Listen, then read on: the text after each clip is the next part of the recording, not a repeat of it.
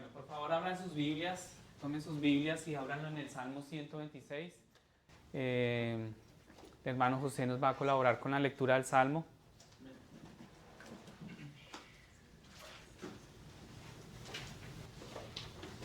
Busquen su Biblia y ábranla por favor en el Salmo 126.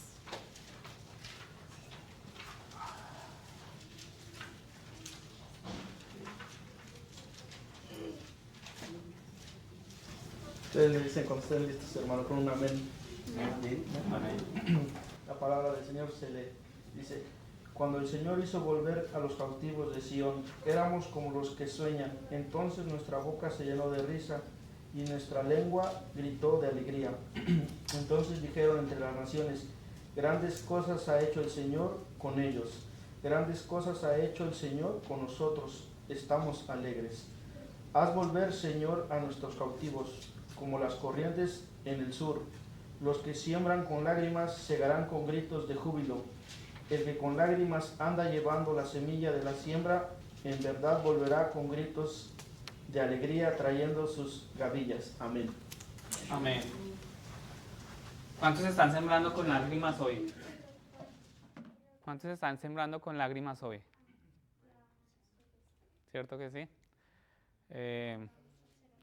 Su palabra dice que el que siembra con lágrimas segarán con gritos de júbilo.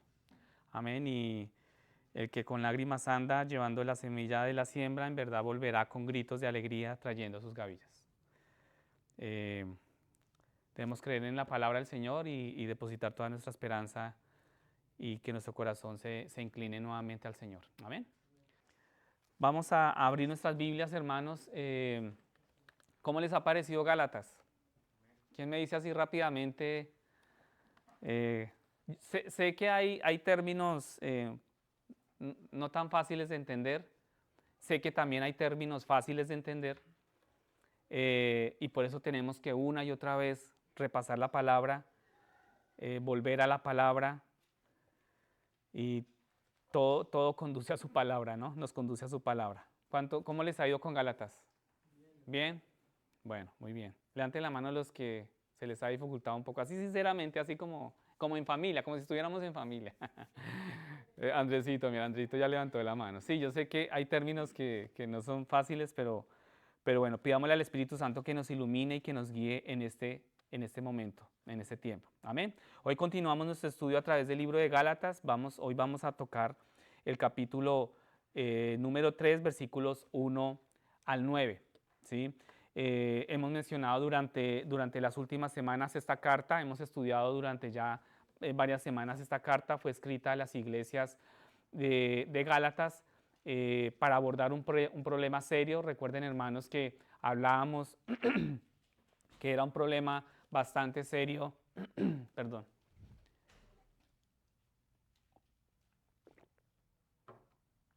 Era un problema bastante serio que debía ser abordado y como mencionábamos, no era un problema de conducta, no era un problema de comportamiento, no se trataba de perfeccionar alguna parte de la teología, ¿sí? Era un problema muy básico y fundamental, era un problema del Evangelio. Entonces, yo sé que a medida que voy haciendo esta introducción, ustedes van recordando lo que vimos hace 8 días, lo que vimos el viernes en nuestra reunión de grupo, y como vimos al comienzo de la carta, muchos de los Gálatas se estaban alejando hacia un evangelio diferente, ¿sí? Y yo pienso que Dios está permitiendo que estudiemos este texto porque Él está buscando que nosotros cuidemos nuestro corazón de permitir un evangelio diferente. Ciertos hombres estaban cambiando las buenas noticias acerca de Cristo. Recuerden el grupo de judaizantes que llegó y muchos de los gálatas estaban escuchando a estos hombres y digamos lo que esos hombres decían básicamente. Recuerden que ellos decían, debes creer en Cristo, pero al mismo tiempo debes observar las leyes de Moisés para ser justificado. Tú tienes que creer en Cristo, pero tienes que llevarlas con las leyes de Moisés y para buscar justificación y para obtener la salvación tienes que llevar las dos cosas. Entonces sumaban en el Evangelio le sumaban a Cristo, le sumaban estas leyes de Moisés, y como todos sabemos, es la fe en Cristo la que justifica a una persona. Yo pienso que ese término, esa frase la tenemos clara, ¿cierto? Solo la fe en Cristo es la que justifica a una persona. Nuestras obras no contribuyen a una posición ante Dios. Lo que tú hagas aquí, debajo del sol, ¿no? Como decía un hermano, debajo del sol, lo que hagamos acá, hermano, no va a contribuir en nada a ganarnos una posición ante Dios cuando el Señor nos llame. ¿Listo? Entonces, las leyes del antiguo pacto eran para Israel, ¿sí? No para la iglesia. Y así pues, digamos que ya entrando como en contexto y haciendo un recorderis, vamos a leer Gálatas 3, versículos del 1 al 9. Y para entrar en contexto y poder entender la palabra del Señor, que el Espíritu Santo nos guíe. ¿Todos ya tienen la palabra lista? ¿Gálatas? Amén. Listo. Dice así la palabra. El título que yo tengo en mi Biblia dice La fe y la vida cristiana. Oh Gálatas insensatos, ¿quién los ha fascinado a ustedes? Ante cuyos ojos Jesucristo fue presentado públicamente como crucificado. Esto es lo único que quiero averiguar de ustedes. ¿Recibieron el Espíritu por las obras de la ley o por el oír con fe? ¿Tan insensatos son? Habiendo comenzado por el Espíritu, ¿van a terminar ahora por la carne? ¿Han padecido tantas cosas en vano? Si es que en realidad fue en vano, aquel, pues, que les suministra el Espíritu y hace milagros entre ustedes, ¿lo hace por las obras de la ley o por el oír con fe? Así, Abraham creyó a Dios y le fue contado como justicia. Por tanto, sepan que los que son de fe, estos son hijos de Abraham. La Escritura, previendo que Dios justificaría a los gentiles por la fe, anunció de antemano las buenas nuevas a Abraham, diciendo: en ti serán benditas todas las naciones. Así que los que son de la fe son bendecidos con Abraham el creyente. Amén.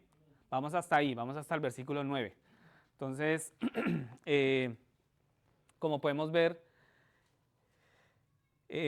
dice acá que así que los que son de fe son bendecidos con Abraham el creyente. Entonces vuelve aquí, el Señor vuelve y nos lleva de nuevo a hablar sobre Abraham. ¿Sí? Recuerdan todo lo que estudiamos de Abraham y tendremos que volver a estudiar, hermanos, muchas veces, ¿no? Yo pienso que la palabra del Señor toca volver y acercarnos a ella cuantas veces sea necesario. Y como mencionamos casi todas las semanas desde el comienzo de esta carta, de esta carta a los Gálatas, es de extrema importancia y es importante que ustedes tengan bien claro que para nosotros como iglesia se debe tratar este tema tan singular y tan importante de nuestra fe. Tenemos que tocar ese tema, tenemos que afirmar y fortalecer esas bases en cada uno de ustedes, que esas bases del Evangelio estén firmes, ¿sí? No creo que aquí haya alguien que esté pensando: Marco, usted otra vez con ese tema, o pastor, usted otra vez predicando sobre la fe, sobre la justificación a través del oír de la fe y no por obras. Es así, hermanos. Si Dios está hablando de esto, pienso que quizás debamos fortalecer más esa convicción en nosotros. Y la cuestión es esta: ¿cuál es la cuestión acá? ¿Cuál es el tema acá? Y se genera aquí una pregunta: ¿cuál es el verdadero evangelio y cómo se salva una persona? ¿Alguien sabe cuál es el verdadero evangelio y cómo se salva una persona? El verdadero evangelio es que la salvación es solo por medio de la fe en Cristo, el Hijo de Dios, ¿sí? Quien dio su vida por nuestros pecados en la cruz y resucitó de entre los muertos. Ese es el verdadero evangelio. Amén. ¿Y cómo se salva una persona? ¿Cómo nos podemos salvar? Entonces, la respuesta es por medio de escuchar el Evangelio y creer en Cristo. Muy sencillo, ¿cierto? Pero puede sonar sencillo, pero ya al momento de tú vivirlo y aplicarlo, es diferente. ¿Listo? Entonces, cuando esto sucede, los pecados de estas personas son perdonados y ella es justificada, recibe la justicia de Cristo. Y la realidad es así, la realidad es que es así, ¿no? Es, digamos, de sencillo, pero a veces la gente quiere hacerlo más complicado de lo que es. Es fácil decirlo, de pronto tú lo entiendes, te lo estoy diciendo y tú dices, sí, amén, y entiendes que eh, la persona se salva en el momento que escucha el Evangelio y cree en Cristo, y que el verdadero Evangelio es la salvación por medio de la fe en Cristo, que murió en la cruz, ¿cierto? Y resucitó entre los muertos. Nuestra dificultad, muchas veces, hermanos, es aceptar lo que Dios ha hecho. Ese es nuestro mayor problema. Eso lo hemos venido tocando varias semanas también. Nuestra naturaleza humana caída lucha contra la gracia de Dios. Y tú dirás, Marco, pero no, yo no lucho contra Dios. Bueno, vamos a ver si luchamos o no nos oponemos a esto, porque muchos cristianos hoy en día todavía llevan sobre sus hombros la carga de tratar de trabajar por su propia justicia. O sea, hoy en día, hermanos, hay muchos cristianos, muchos evangélicos que, que están tratando de trabajar, están tratando de hacer cosas, obras buenas, ¿cierto? Piadosas, que tú dices, no, pues no, y no tiene nada de malo. Y uno pensaría y uno diría, no, pues que no tiene nada de malo. Pero muchas personas están tratando de ganar su propia justicia ante Dios. Entonces, algunos de ustedes quizás estén familiarizados con Martín Lutero. Nosotros hemos tocado en varias ocasiones el nombre de Martín Lutero. Eh, Quizás sepas que Martín Lutero fue un monje, ¿no? Un buen monje católico y, y era un maravilloso maestro de la Biblia. Martín Lutero, digamos que en algunos de ustedes quizás ustedes pueden saber que una vez dijo que Gálatas era el libro de él, ¿sí? Martín Lutero eh, era pues muy consciente de sus propios pecados y de su falta de justicia. Mientras Martín cumplía con sus tareas y deberes diarios en el monasterio, él era un monje, ¿no? Católico, llevaba una lista de sus pecados y la llevaba a la confesión cada día. Cada día él iba y tenía esta angustia de él, ¿no? Sobre el pecado, y los otros monjes temían tener que confesar a Martín Lutero porque la confesión duraría bastante tiempo. Digamos que Martín Lutero iba y confesaba sus pecados y era un buen tiempo largo él confesando todos sus pecados, y muchas de las cosas que Martín Lutero confesaría les parecía bastante insignificantes, digamos, pecados que tú dices, pero sí, son pecados insignificantes, pero Martín Lutero se tomaba el tiempo de confesar todo esto porque era algo que estaba mortificando su alma. Y Martín Lutero, sin embargo, sentía una gran carga de pecado de la que nunca parecía que él pudiera escapar. ¿Cuántos aquí han sentido no poder escapar de sus pecados? Y digamos que muchas veces nosotros no nos familiarizamos con eso, ¿no? O sea, con esa mortificación del pecado, ¿no? Nosotros consentimos el pecado y no sabemos para Dios cómo ve el pecado. Pero si queremos tener una pequeña idea de cómo Dios ve el pecado, tú simplemente voltea tus ojos y mira la cruz. Mira cómo quedó el Hijo de Dios. Ahí nos podemos dar una pequeña idea de lo que para Dios representa el pecado. Y incluso habla de cuando le llegó el turno de administrar la Sagrada Comunión, que sintió como los ojos de Dios ardían contra él. Martín Lutero, este monje católico, se sintió completamente indigno de levantar el pan y la copa por temor a que Dios lo derribara donde estaba.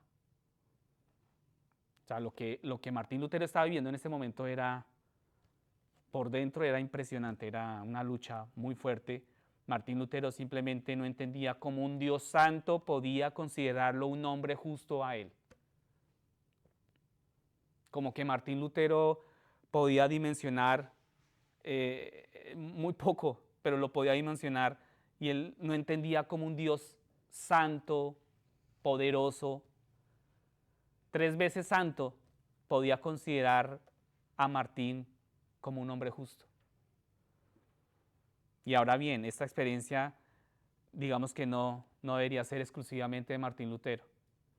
Y quizás nosotros nos hemos sentido así en varias ocasiones. Un día, sin embargo, Dios abrió los ojos de Martín Lutero a esta maravillosa verdad. Cuando creemos en Cristo, Dios nos da justicia. No viene de nosotros y no trabajamos por ello, ¿sí? Y es el regalo de Dios, es el don que Dios nos da a cada persona que confía en Cristo, y es así como Dios nos ve justos, ¿sí? A pesar de los muchos fracasos, caídas en nuestras vidas, Dios nos ve justos. Pero es que no nos ve a nosotros justos, ve a Cristo justo a través de mí. A través de Cristo ve mi vida justa, más bien, perdón. A través de Cristo, de la justicia de Cristo, me ve a mí justo. Amén. Cuando Martín Lutero comprendió esta verdad, su relación con Dios cambió por completo, y espero que hoy nos suceda a nosotros lo mismo. Le oro al Espíritu Santo que pueda cambiar en nosotros esa relación con Dios, y que nosotros podamos ver el pecado como en este momento Martín Lutero estaba viendo el pecado, como Dios ve el pecado, ¿no? Y quiero recordarles que los Gálatas están en proceso de abandonar esta verdad. Era un momento muy difícil para el Evangelio en ese momento, pero eso, y por eso es que el apóstol da unas palabras bastante fuertes, y aquí entramos en el versículo 1. Yo quiero que me acompañen por favor en el versículo, los primeros versículos, versículo 1 y 2. Lo leíamos ahora y veíamos que esto debería dejarnos, pues digamos, inmediatamente perplejos, ¿no? Tal como le ocurrió a los Gálatas, por lo que vamos a hacer como, digamos, una pregunta, y de hecho aquí comienza Pablo con preguntas. ¿Por qué se utiliza un lenguaje tan fuerte, ¿no? Digamos, ¿por qué inicia, oh Gálatas insensatos, quién os ha fascinado a vosotros, ante cuyos ojos Jesucristo fue presentado públicamente como crucificado? ¿Sí? Y entonces es un lenguaje tan fuerte porque es un tema fuerte. Es un lenguaje fuerte porque es un tema importante. Y aquí la palabra insensatos, que está subrayada en la pantalla, en realidad traduce una palabra que significa sin sentido o irreflexivo. No había sentido. Pablo no le veía sentido a esto. Y Pablo está diciendo acá, habéis dejado de usar vuestra mente. Lo que Pablo está diciendo aquí en este insensatos es, ustedes están dejando de usar su mente. ¿Sí? No hay sentido. Y luego pregunta, ¿quién os ha fascinado? ¿Quién os ha fascinado a vosotros? O quién, digamos que otra traducción es, ¿quién te hipnotizó? Como está en algunas Biblias, en diferentes versiones dice, ¿quién te hipnotizó? Y cuando alguien está hipnotizado, otra persona cuando lo pone en un estado sin mente, ¿no? No sé si ustedes han visto ese tema de hipnotizar. Se les coloca algo delante de los ojos y se les dice que miren, que escuchen, o lo que dice la persona, y que vacíen su mente. Y Pablo está diciendo, esto es lo que permitiste que te sucediera. Tu mente está vacía, tu mente, ¿qué les pasó? ¿Por qué se dejaron hipnotizar? Pablo no está asombrado, y está también de una u otra manera está confrontando esto directamente, y continúa recordándoles su predicación y el mensaje en el que creyeron. Así como tú y como yo, el mensaje que hemos escuchado y por el cual creemos, lo que Pablo puso ante sus ojos fue Cristo crucificado. Y era tan delicado, hermanos, porque podían desviarse de Cristo. Dejar de ver a Cristo crucificado. Y muchas veces lo que vemos es que Él vino a ellos con la noticia de que Jesucristo es nuestro Dios y Salvador. Les contó cómo el Hijo eterno de Dios, que siempre ha existido con el Padre y el Espíritu, se humilló y nació como hombre. Les contó, Pablo contó, les enseñó cómo Cristo vivió entre nosotros y luego fue a la cruz por nuestros pecados. Les contó cómo la corona de espinas fue presionada en la cabeza de Cristo, de modo que la sangre corrió por su rostro. Les contó cómo Cristo fue golpeado, escupido. Les contó cómo los clavos atravesaron las manos y los pies de Cristo. Y les contó cómo Cristo bebió la copa de la ira de Dios, que estaba contra nosotros. Esa copa era contra nosotros. Y cómo el cielo se volvió negro y la tierra tembló. Les contó cómo Cristo gritó, consumado es, y luego exhaló su último suspiro. La muerte de Cristo en la cruz por sus pecados es lo que Pablo puso delante de ellos. Pablo no le sumó más, no le quitó, no le añadió, no le inventó, y este fue presentado públicamente, que es el mismo lenguaje que se usa para hacer un anuncio público. Entonces Pablo está diciendo, la muerte de Cristo les fue presentada claramente. Y luego Pablo continúa diciendo, esto es lo único que quiero averiguar. ¿Recibiste el Espíritu por las obras de la ley o por el oír con fe? Y pienso que el Señor te está haciendo a ti la misma pregunta, a cada uno de nosotros. Yo esta semana, aquí a algunos hermanos y amigos les hemos contado, fue una semana, y también ustedes también, algunos de acá también tuvieron una semana bastante fuerte, ¿no? Y en esa semana Dios me llevaba a esto, o sea, Dios como que presiona la vida de uno para que uno pueda tener esa convicción, como oraba el hermano Antonio, tener esa convicción. Y Pablo está preguntando, ¿recibiste el Espíritu por las obras de la ley o por el oír con fe? Entonces aquí nuevamente el lenguaje está cargado de emociones y tal vez hemos dicho algo como esto, ¿no? Y en esos momentos de dificultad, en esos momentos donde sentimos esa presión de problemas y de aflicción, Pablo como que coloca esas preguntas y este es el tipo de pregunta que uno hace cuando no puede creer el error en el pensamiento o razonamiento de alguien. Y la pregunta, o sea, digamos que de estas preguntas se derivan muchas más preguntas. ¿Cómo fuiste salvo? Y esta semana que yo vivía ese momento de aflicción, todo esto venía a mi mente, venía a mi corazón. Tuve tiempos donde me quebranté con el Señor. Y vienen todos estos cuestionamientos. ¿Cómo fuiste salvo? ¿Cómo recibiste al Espíritu Santo? ¿Comenzaste a observar las leyes de Moisés para ganar el Espíritu? ¿O entró en ti cuando escuchaste el Evangelio y creíste en Cristo? ¿Cómo ocurrió? Y yo les hago a ustedes esas mismas preguntas. ¿Tú cómo recibiste a Cristo? ¿Cómo lo conociste? O sea, ¿cómo fuiste salvo? ¿O tú vienes cada 8 días simplemente para cumplir como una obra? ¿Cierto? Entonces date cuenta que estos hermanos de Gálatas no caen muy lejos de lo que muchas veces nosotros caemos. Porque a veces venimos cada 8 días como por cumplir, como por hacer una obra para que Dios esté tranquilo, feliz en las cosas de Dios, que Él esté tranquilo y yo hago mis cosas acá y me encargo de lo mío. Pero esta es una pregunta bastante directa porque cada vez que ustedes hermanos y yo, pensamos que tenemos que trabajar por la justicia, tenemos que preguntarnos lo mismo. ¿Fui salvo por lo que estoy haciendo ahora o fui salvo cuando creí en el Evangelio?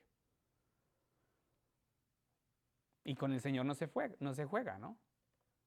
Y es una pregunta que debes hacértela. ¿Fui salvo por lo que estoy haciendo ahora o fui salvo cuando creí en el Evangelio? ¿Recibiste entonces el Espíritu Santo o tuve que empezar a hacer algo para obtenerlo?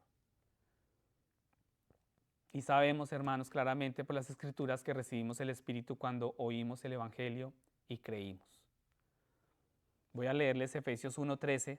Dice, en él también vosotros, después de escuchar el mensaje de la verdad, el Evangelio de vuestra salvación, y habiendo creído, fuisteis sellados en él con el Espíritu Santo de la promesa. En el momento de creer, tú fuiste sellado en él con el Espíritu Santo de la promesa.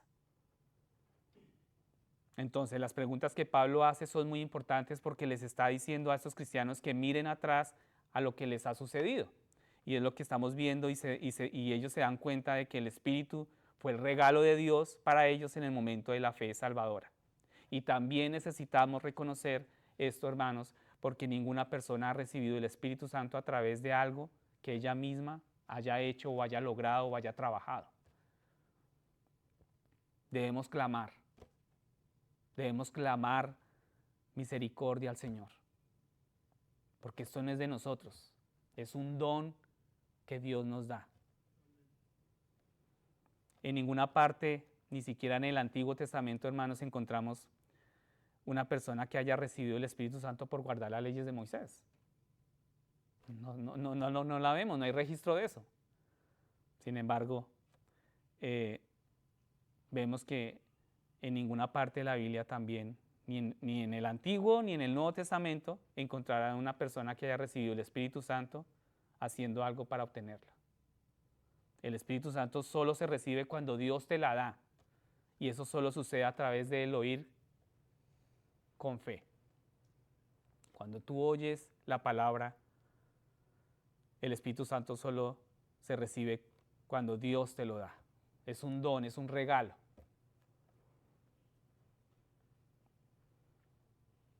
Tienes que escuchar algo antes de poder creerlo, y creo que todos estaríamos de acuerdo con esto, y es que no puedes creer algo que nunca ha pasado por tu mente, ¿sí? Pero solo porque escuches algo no significa que lo vas a creer, ¿verdad?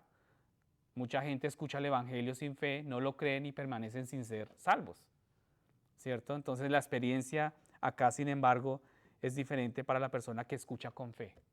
Es diferente para el que escucha con fe. ¿Por qué? Porque es el Espíritu Santo quien les hace creer. Pablo pide a los Gálatas que miren atrás a sus propias experiencias y vean la verdad que esas experiencias confirman, ¿sí? Y tiene que examinar sus propias vidas y decir, sí, escuché lo que Cristo hizo por mí en la cruz, entonces lo creí y recibí el Espíritu Santo. Tiene que decir, sí, eso es lo que dice la Escritura y eso es lo que me pasó a mí.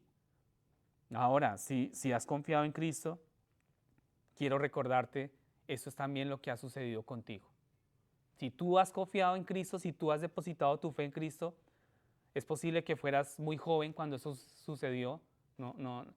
El hermano Antonio ahora oraba, ¿no?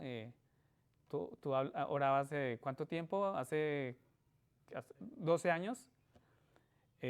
Bueno, acá el pastor dice, como que pregunta, ¿no? Es posible que de pronto fueras muy joven y no puedas recordar la fecha exacta en que ocurrió eso. Por lo menos el hermano Antonio sí tiene presente la fecha, ¿no? O puede que fueras, digamos, que tú seas muy mayor y recuerdes el día y quizás incluso la hora con exactitud. Pero en ambos casos oíste el Evangelio y creíste, ¿cierto? Y cuando creíste también recibiste al Espíritu Santo en ese momento. Tú recibiste el Espíritu Santo en ese momento. El Espíritu Santo estaba trabajando, abriendo tu mente y convenciéndote de la verdad.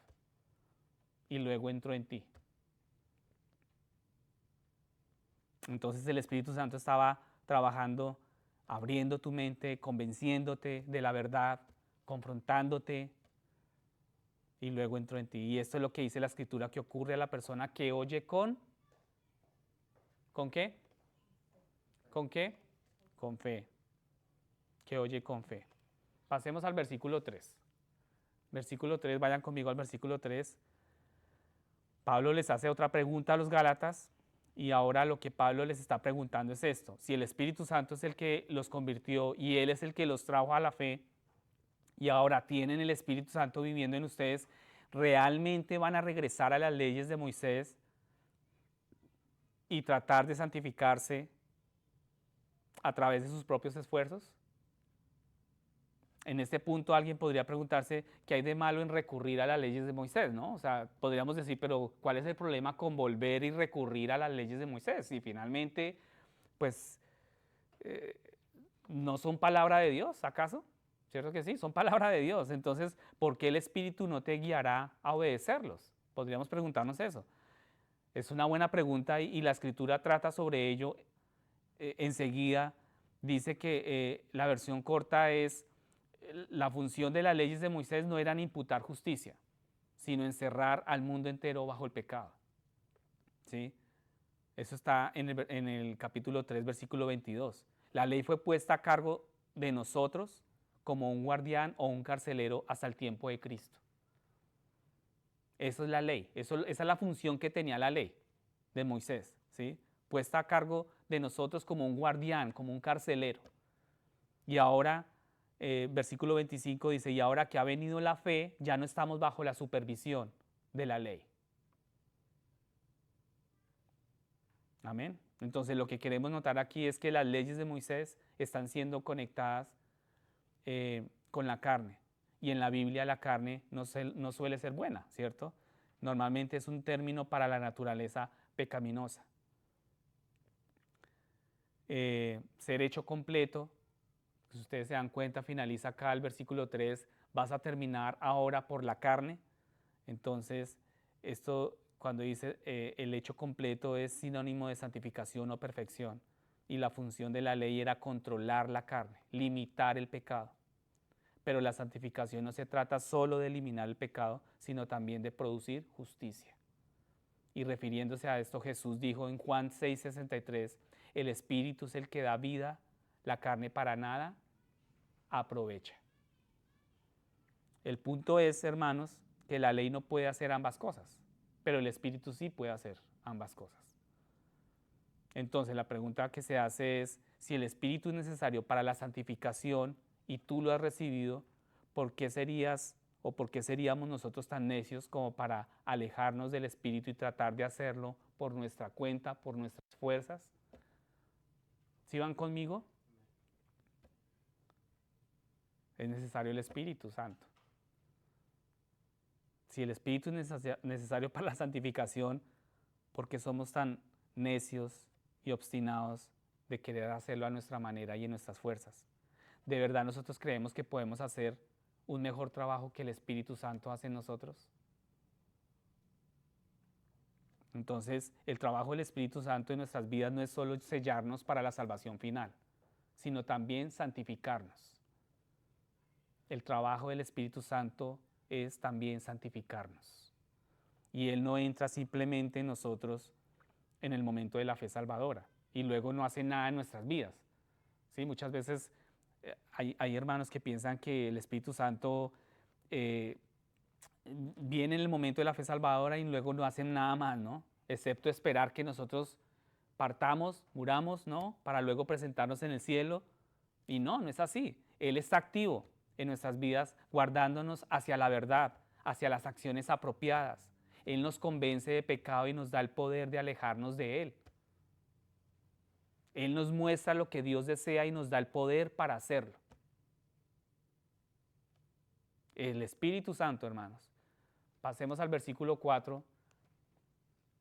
Versículo 4, luego leemos esto y aquí no sé lo que pues digamos han sufrido los Gálatas, pero aparentemente han pagado un precio por creer en el Evangelio. Y aquí quizás quieras tú también pensar en las cosas que tú has sufrido por seguir a Cristo. ¿Cuántos han sufrido aquí por seguir a Cristo? Así sinceramente, como en familia, como estudiamos en familia. ¿Cuántos han sufrido por seguir a Cristo? ¿Nadie? Ah, levanten la mano los que han sufrido por seguir a Cristo. Bueno, solamente 2 personas. Bueno, los otros entonces estamos dudando si han recibido a Cristo o no. ¿Cierto? Aquí quizás tú puedas pensar en las cosas efectivamente por seguir a Cristo, que hemos sufrido por seguir a Cristo. Quizás tú hayas perdido amigos a causa de tu fe. Quizás los miembros de tu propia familia, ¿no?, se han vuelto contra ti. O quizás hayas perdido un trabajo por compartir el Evangelio. O quizás tú estés perdiendo clientes, ¿no?, porque tú no hiciste cosas que violaban tus convicciones cristianas. Hay varias cosas que podemos, ¿cierto?, que podemos ver, y también hay varias cosas que podemos sufrir por el nombre de Cristo. Y cualquiera que sea, ¿sí?, lo que sufrieron los Gálatas, Pablo se lo está recordando. Pablo no se puede quedar callado ante esto. ¿Por qué hace eso? O sea, ¿por qué Pablo recuerda esto en medio de pronto del sufrimiento? Y una vez más señala la naturaleza genuina de su fe en Cristo. Nadie sufre por aquello que no cree que sea verdad. Repita conmigo. Nadie sufre por aquello que no cree que sea verdad. Amén. Entonces, si la confesión de alguien no es genuina, eventualmente abandonará la confesión de Cristo para evitar el sufrimiento.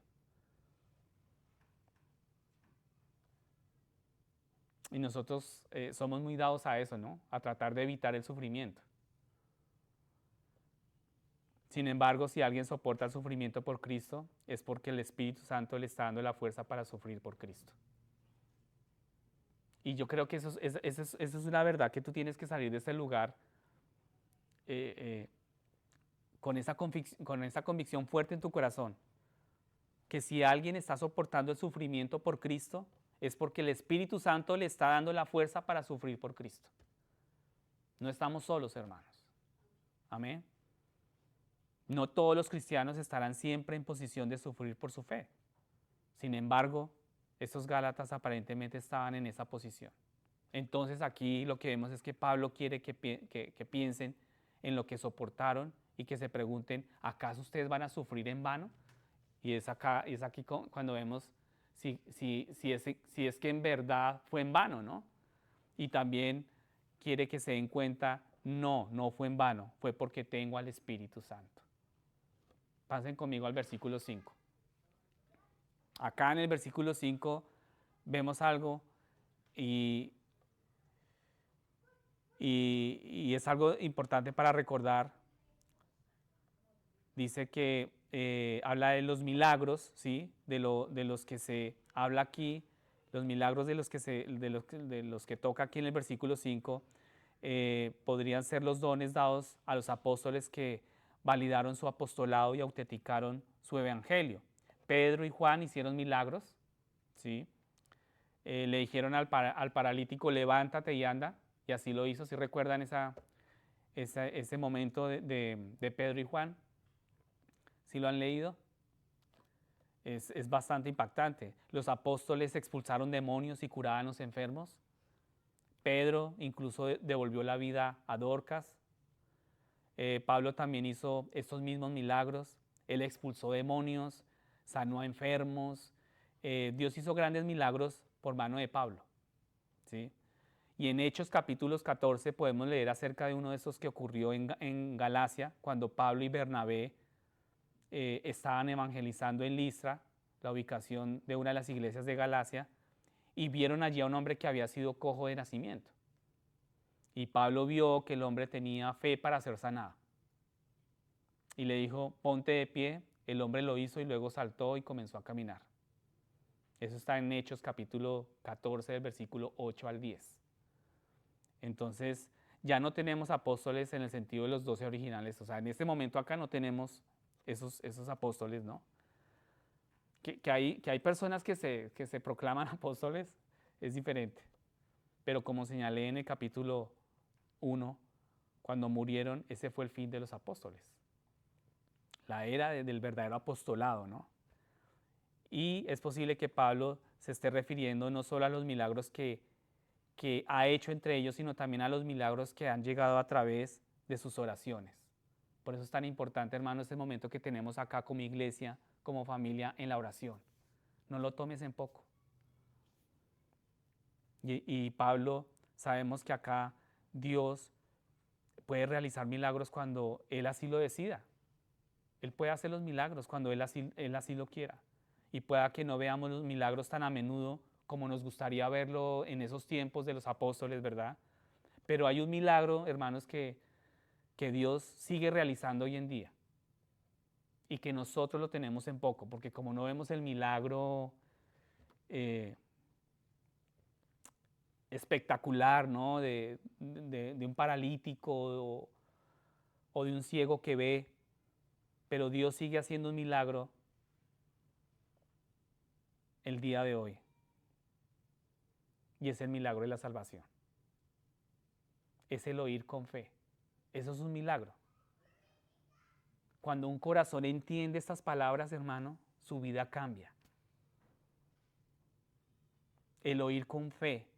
Pero su vida cambia no para vivir bien en esta tierra, aunque si Dios lo quiere así, pues Él lo dispondrá así.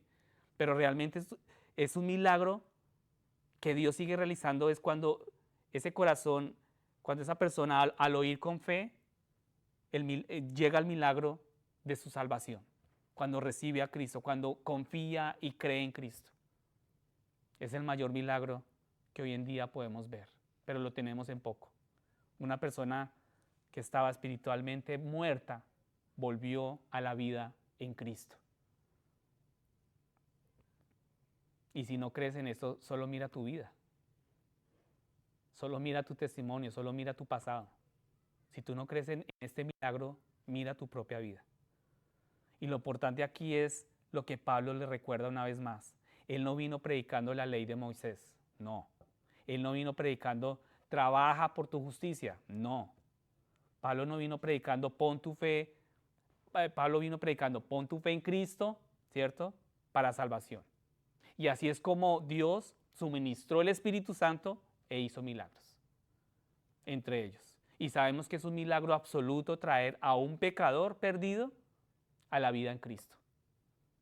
Es impresionante ese milagro, hermanos.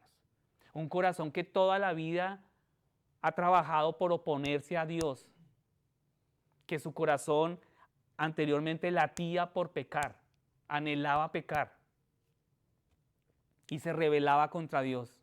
Ahora este milagro absoluto trae a ese pecador perdido a la vida en Cristo y es el simple mensaje de fe en Cristo para salvación lo que lo logra.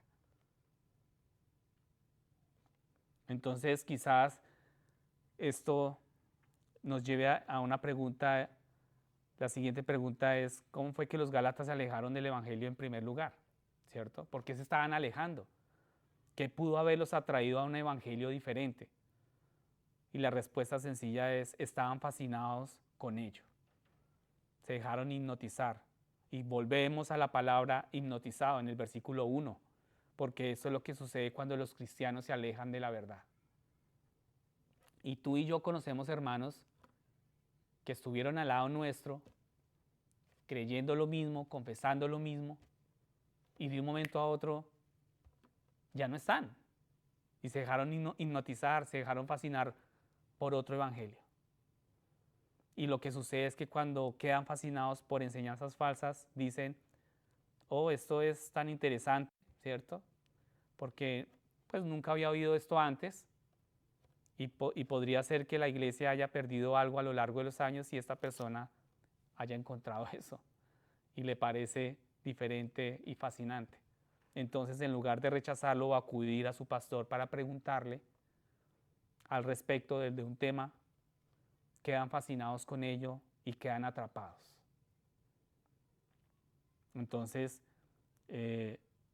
hemos visto personalmente ese tipo de testimonio de personas, aún nuestros familiares, que han quedado fascinados con enseñanzas falsas y se han extraviado. y comienzan a estudiar lo que creen testigos de Jehová, mormones, ¿entiendes? Les empiezan a interesar el tema de los mormones, o bien empiezan a investigar algún otro culto que dice, nosotros somos los que realmente tenemos la verdad. Y es muy triste ver esto, cuando esto sucede, y siempre le pedimos a Dios por su Espíritu que lo saque de esto. Y muchos de esos falsos evangelios te llevan a un Jesús distinto del Hijo Eterno de Dios que se hizo carne a sí mismo y sufrió en la cruz. Y esos falsos evangelios te conducirán a una salvación basada en obras, que añade tus esfuerzos en la fe en Cristo. Y ahora sabemos que el verdadero cristiano hará las obras que Dios ha preparado de antemano para nosotros, pero esas obras no contribuyen en nada, hermanos, a nuestra salvación, ni siquiera en lo más mínimo. Entonces las falsas enseñanzas de los judaizantes añadió las leyes del antiguo pacto a la fe en Cristo, y ese fue el gran error. Y esto fue por lo que Pablo se airó tanto. Y los gálatas deberían haber visto el problema de inmediato, pero en lugar de eso se fascinaron con estos falsos maestros.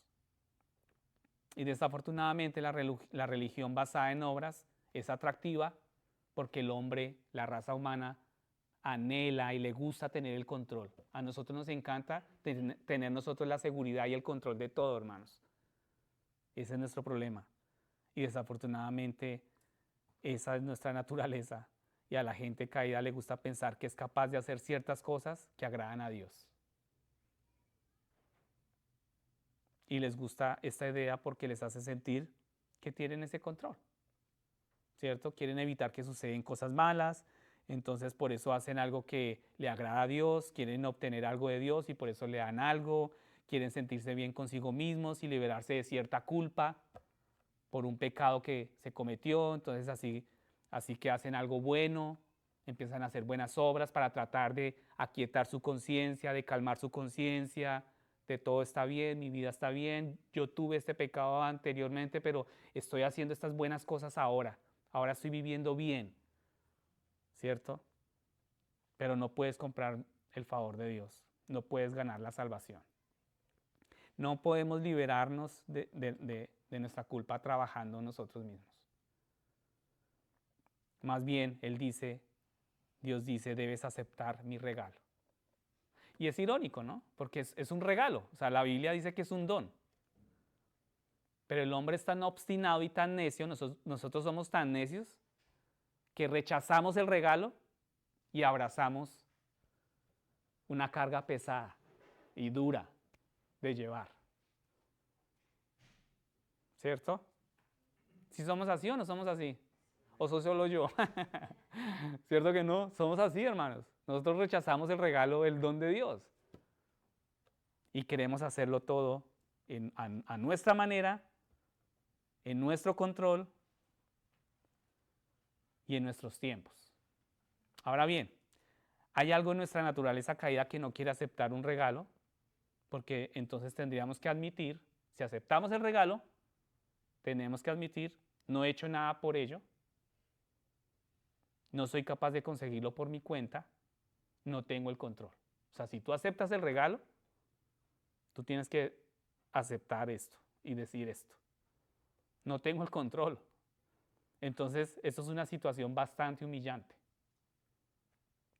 que tú y yo, por supuesto, no queremos aceptar, porque es bastante humillante. Pero es ahí donde tienes que estar si vas a recibir el regalo. Humillarte. Porque tú no tienes el control, nosotros no somos capaces de conseguirlo por nuestra cuenta y no hemos hecho nada, hermanos, por ese regalo. El Señor nos lo dice claramente, no hay nadie justo, todos pecaron y están destituidos ¿de qué? ¿De qué estamos destituidos? De la gloria de Dios. Y la paga del pecado es muerte, hermanos. Entonces, más la dádiva de Dios es vida eterna en Cristo Jesús, nuestro Señor. Pasen conmigo al versículo 6 y 7.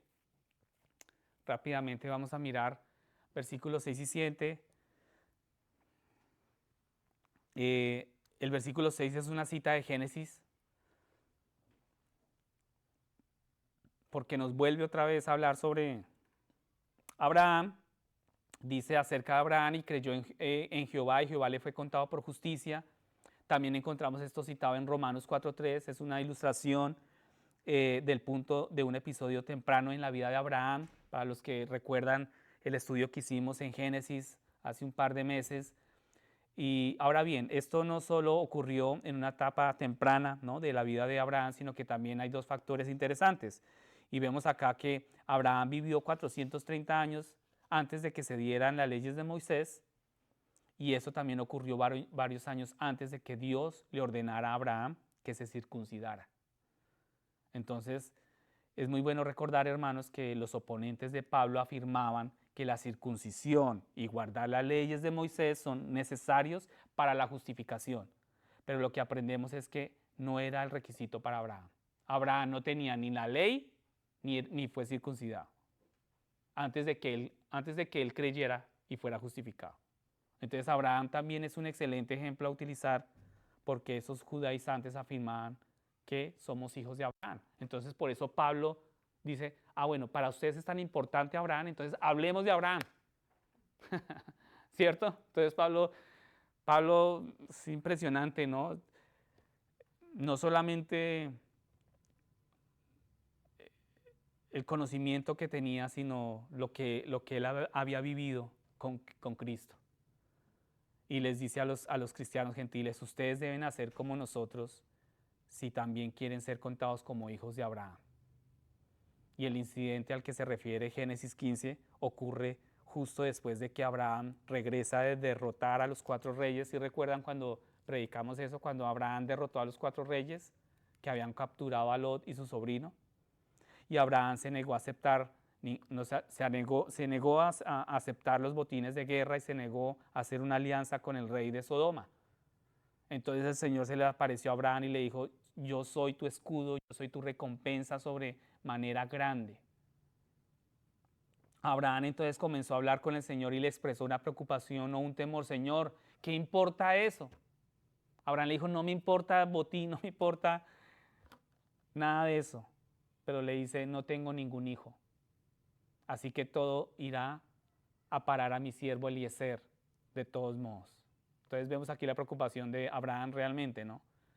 Entonces el Señor le prometió a Abraham un hijo y le dijo, mira al cielo, ¿puedes contar las estrellas? Entonces, hemos leído que hay una zona del mundo que se pueden contar 5.000 estrellas en un cielo nocturno, a simple vista, ¿no? Pero aquí el punto no es el tema de las estrellas, ¿no? El número de las estrellas. Acá el punto es que la promesa de Dios, la promesa que Dios haría, le haría a Abraham más numerosos que las estrellas. Y se nos dice que Abraham creyó al Señor y le fue contado por justicia. Eso está en Génesis 15:6. Entonces, esto es muy expresivo en el idioma original y está escrito, Abraham dijo amén a Dios y le fue contado por justicia. O sea, en el lenguaje original es como si estuviéramos leyendo Abraham dijo amén. O sea, así sea, a Dios, y le fue contado por justicia. Entonces, aquí ¿tienen esto aplicación en tu vida o en la mía? ¿Qué piensan ustedes? ¿Esto tiene aplicación para nosotros? Claro que sí, ¿cierto? Dios te dijo, yo entregué a mi hijo. O sea, coloca tú el caso de Abraham, cuando Abraham fue justificado porque creyó. Y tú dices, bueno, pero lo de Abraham, sí, él fue justificado porque creyó y el Señor lo llevó a mirar las estrellas y una promesa muy bonita y bien por Abraham. Tú podrías decir, qué bien por Abraham, ¿cierto? ¿Qué aplicación hay para ti, para mí? Entonces, escucha lo que Dios dice. Yo entregué a mi hijo para que muriera por ti. Si crees en él, no perecerás, sino que tendrás vida eterna. ¿Te parece poca promesa? O sea, es tu salvación. Estamos hablando de nuestra salvación. Dios a Abraham le prometió que iba a tener un hijo y que sus hijos iban a ser más numerosos que las estrellas, ¿verdad? Pero Dios hoy nos está diciendo a nosotros nuestra promesa. Él nos está confirmando esa promesa. Amén. Yo entregué a mi hijo para que muriera por ti. Si crees en él, no perecerás, sino que tendrás vida eterna. Nosotros tenemos en poco la palabra, hermanos. O sea, nosotros leemos esto cientos de veces en nuestra vida y, sí, tan bonita. Muy bonita el versículo.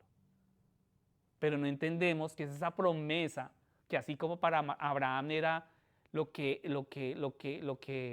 por lo que él se rompió su corazón, literalmente, no entendemos que esto tiene que estremecer nuestro corazón, hermanos. Porque Dios nos está diciendo ahora, yo entregué a mi hijo para que muriera por ti, a mi hijo amado. Si crees en él, no perecerás, sino que tendrás vida eterna. La pregunta es, ¿tú dirás amén a eso? Así como dijo Abraham, ¿creerás en el Señor y aceptarás a Cristo? Si haces eso, serás justificado por la fe. Si tú lo haces hoy, serás justificado por la fe. Esto fue lo que hizo Abraham, lo hizo en su momento, y para ti es lo mismo el día de hoy.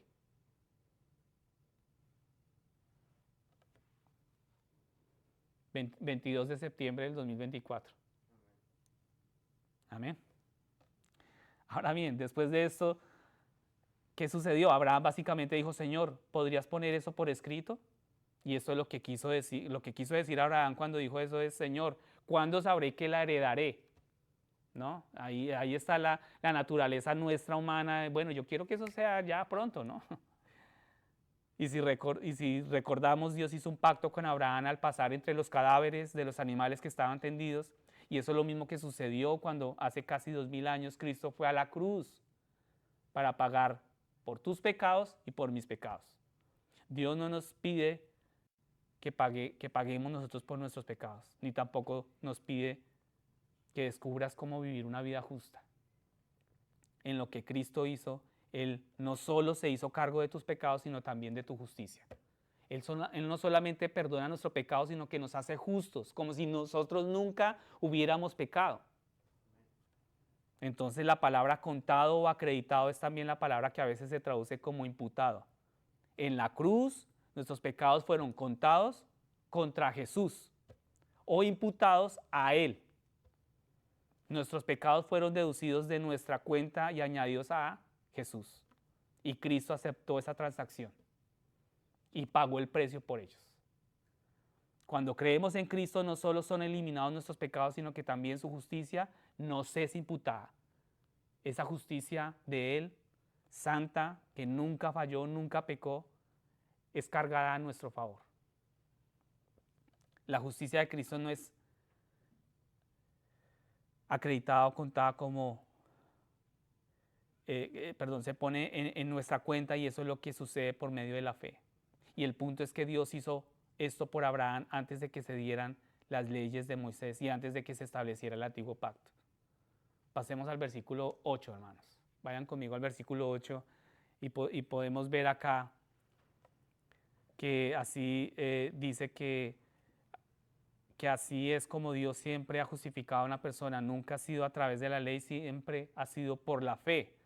Y entonces aquí vemos en este versículo 8 que esto es una cita de Génesis 22, que es justo después de que Abraham tomó a Isaac para sacrificarlo en el altar.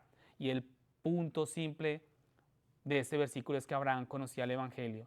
Dios se lo había dicho en aquella declaración, todas las naciones serán benditas en ti. Y no hay imagen más clara en el Antiguo Testamento de lo que Dios haría en Cristo que el sacrificio de Isaac, donde Dios proveyó una ofrenda sustituta, y es a través de la fe en Cristo como nuestro sustituto que somos salvos a Él, y Él ha abierto la puerta a personas de todas las naciones. Jesús dijo, Juan 8:56 dijo, vuestro padre Abraham se regocijó esperando ver mi día, y lo vio y se alegró. Entonces, Cristo era el carnero en aquel matorral. ¿Sí recuerdan en el momento que Abraham iba a sacrificar a Isaac y Dios proveyó el animal para sacrificar, el carnero, y es así como Cristo era el carnero en aquel matorral. Abraham vio la ofrenda que el Señor había provisto y se regocijó. Versículo 9 para concluir, hermanos. Dice acá que la palabra fe en este versículo dice, así que los que son de fe, en este versículo es la misma palabra que creer. Él los salva por medio de la fe en Cristo. Amén. Y mientras pensamos en esto y tocamos los puntos de aplicación para nuestras vidas, el primer punto, no os dejéis fascinar por las falsas enseñanzas. Segundo punto, recuerda lo que Cristo hizo en la cruz. Tercer punto, el Evangelio nunca cambia. Amén. Entonces, primer punto, hay muchísimas falsificaciones por ahí. Ustedes saben, hermanos, que hoy en día vemos de todo. No te dejes fascinar por ellas. Confía en el mensaje sencillo que te salvó y familiarízate mucho con él. Si conoces el artículo, si conoces la palabra, nunca te extraviarás. Segundo, recuerda lo que Cristo hizo en la cruz. Todo lo necesario para nuestra salvación se hizo ¿en dónde?